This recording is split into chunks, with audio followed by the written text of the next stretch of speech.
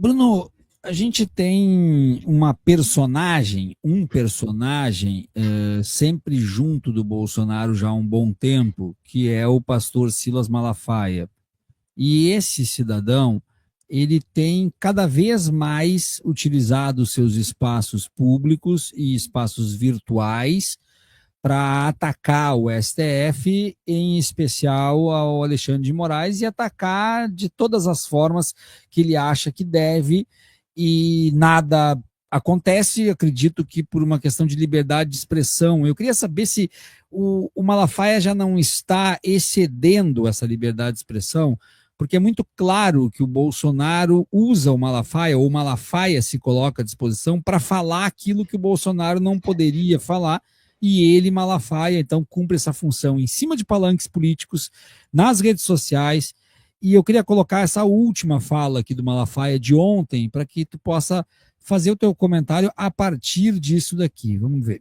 Queria saber, se tivesse internado um parente de Alexandre de Moraes e que recebesse um oficial de justiça, que o parente dele estivesse no CTI, eu queria ver o banzé que esse ministro desgraçado mandou fazer.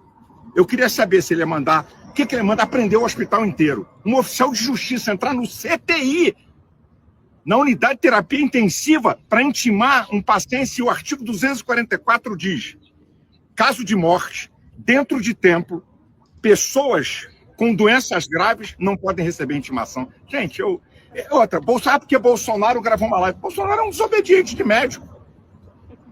O médico não autorizou o Bolsonaro a fazer live. Eu estava conversando com o doutor aí. Ele falou: pastor, quem controla ele? Ele é um cara...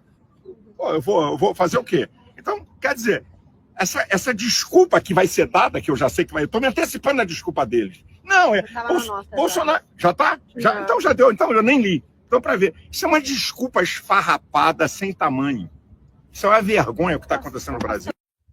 Esse é um dos vídeos mais leves dele em relação ao Alexandre de Moraes. Aqui ele só chamou Alexandre de Moraes de desgraçado. Nos outros vídeos, e inclusive na presença na Paulista, em Copacabana, ele pega muito mais pesado que isso, inclusive.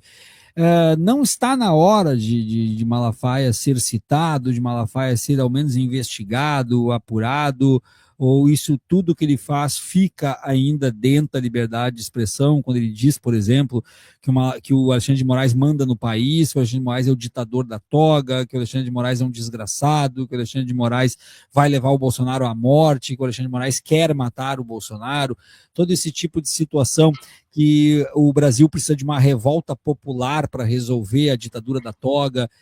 Por enquanto está tudo dentro dos conformes e ele está agindo dentro dos limites. E uma outra coisa, já te passo a palavra, ele disse já há uns 6 meses no Inteligência Limitada, que é um dos maiores, se não o maior podcast em audiência do país, ele disse que ele quer ser preso. O maior é o Podpah ainda, tá? Tá. Obrigado, Pedro. Ele disse que ele quer ser preso e que ele orientou o advogado dele a não entrar com habeas corpus, porque ele quer ficar preso para causar uma comoção popular e para o Alexandre de Moraes ver com quem que está se metendo. Eu queria te ouvir sobre esse cidadão. Olha, é difícil fazer essa análise, né? A gente vai ter que fazer essa análise de uma maneira histórica, quando tudo isso tiver passado.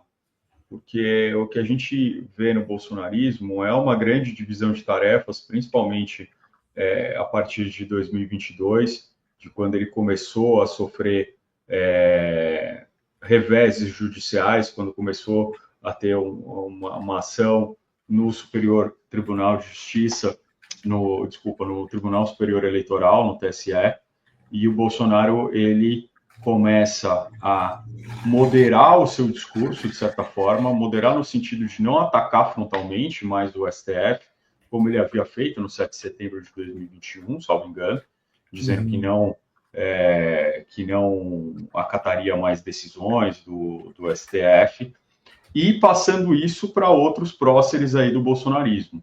Um deles foi o Roberto Jefferson durante bastante tempo, mas o Roberto Jefferson pisou fora da linha.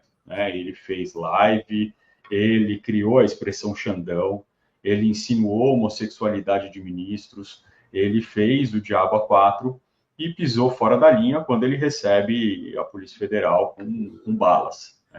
Ele já estava ali há algum tempo sendo investigado E aí, quando ele sai de cena, a gente vê emergir o pastor Silas Malafaia, que sempre teve em cena, claro, mas não dessa forma histriônica e quase caricatural como era Roberto Jefferson. Agora, Silas Malafaia é bastante hábil politicamente e é um líder religioso.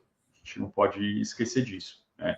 Tem seguidores, tem grande apoio e sabe que esse apoio vai ser utilizado se qualquer coisa acontecer com ele. Então, há sim uma grande tendência da extrema-direita de utilizar determinados ataques que fiquem bastante ali na linha do que é possível e do que não é possível dentro de um Estado de Direito, e essa realmente é a pergunta que você está me fazendo, e é uma pergunta difícil, né? Qual que é o limite aí da liberdade de expressão? Já passou, não passou? Já passou hoje em dia?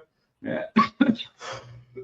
Eu não tenho dúvida que se a gente estivesse falando aqui há 20 anos atrás, e alguém chamasse um ministro do Supremo Tribunal Federal de desgraçado, ele ia ser processado na hora, não importa quem fosse.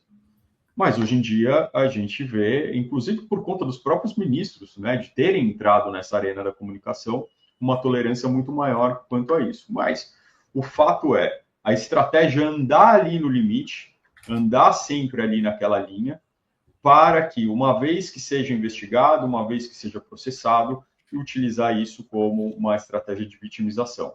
E ser preso seria a grande joia da coroa, né? Não importa muito para ele ser preso, ele sabe que os delitos de crime contra a honra são muito pequenos, não tem penas muito grandes, então para ele ser processado seria muito melhor do que não ser processado. E ele continua falando esse tipo de atrocidade e se torna aí um dos grandes porta-vozes do bolsonarismo, um organizador das passeatas, das manifestações, e é essa figura bastante difícil, mas que a gente já viu na República várias vezes, né? O agitador profissional contra o governo posto, uma espécie aí de, com todo respeito à verve e à intelectualidade, uma espécie de Carlos Lacerda atualizado, agora aí encampando também a bandeira evangélica. Então, acho que isso faz parte de uma estratégia, da própria estratégia de vitimização do Bolsonaro e da própria estratégia de vitimização própria que ele vai tentar emplacar se ele for processado, se ele for de alguma forma alvo de alguma medida judicial.